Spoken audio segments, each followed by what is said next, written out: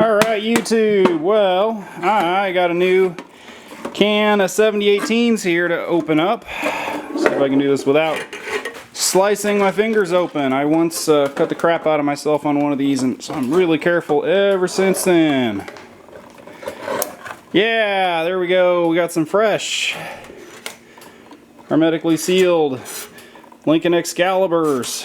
I gotta reload my 10-pound tubes that I keep on my truck. Just opening up a fresh can of 7018s there. I kind of started rambling on, so I thought I'd do this again here on Darlington Farm. And yeah, I am getting ready to go out and do some work on a drill rig tomorrow, so I kind of thought I would take you guys through what it takes to kind of get ready for a job like that.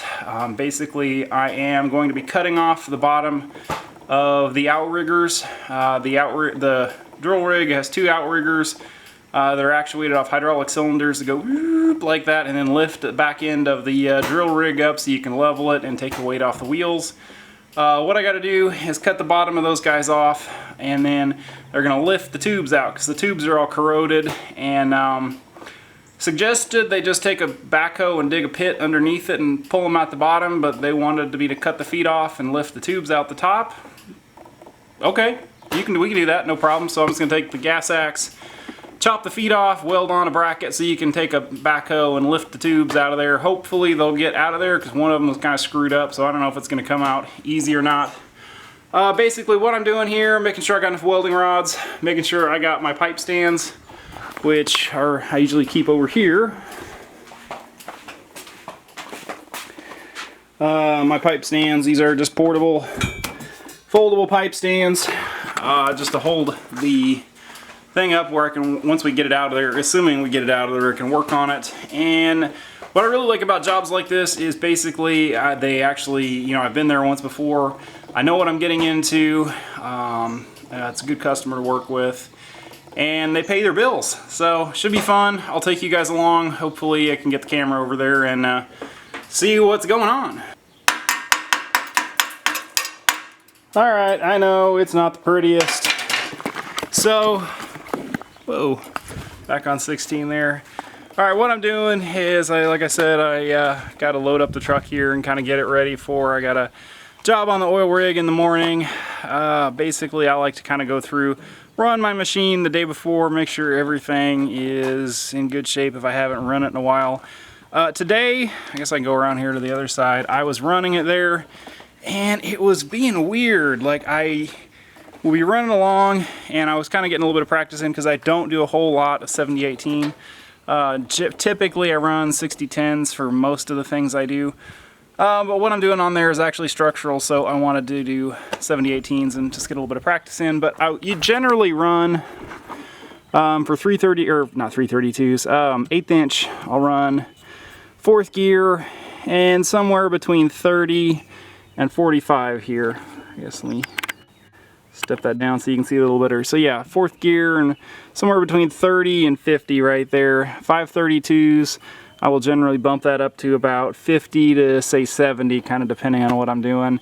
And today I was running it, and it was just being weird. Like, it would run along fine for a few minutes, and then like I'd get a little bit of slag in there and it would just snuff the arc out. And I was like, what the hell? This thing is not as arc forcey as my red face, but it's not a, it was welding kind of like an older Big 40 Miller, where it just didn't have the drive that it, you know, I really like. And so I got to looking around over here, and so this guy right here is this is the idler solenoid right here. There's the injector pump, and then this is the linkage for the throttle right here. And then over here, I don't know if you're gonna be able to see that, right there is a bushing. This is the stop lever. You pull on that and it stops the motor.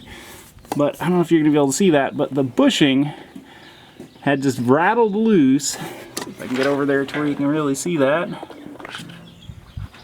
Yeah, the bushing there had rattled down on the bottom where this was laying down on top of the throttle linkage here. So it was just not letting the motor spin up to, you know, 1800. It was just weird. Like, you know, it was just enough where it didn't sound any different, but it just made a huge difference on how it was welding, which is, anyway, got it figured out. I got some zip ties. I'm just gonna zip tie that guy up until I can get a new rubber bushing. But anyway, yeah, I'm gonna finish getting packed up here and get ready to go.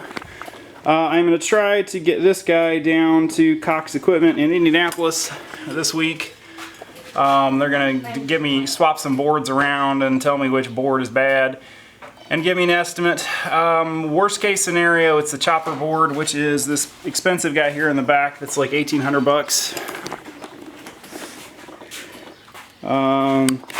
This guy I want to say is like about 600 bucks, and then this one over here, which I think is burned, but the guy there said those kind of look burned sometimes and works fine. So anyway, I'm gonna get that guy down there and hopefully you know, get them to go ahead and change out the boards.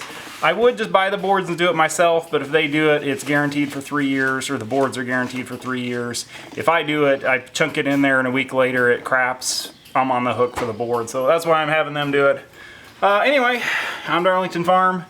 I'll try and take some video of the oil rig.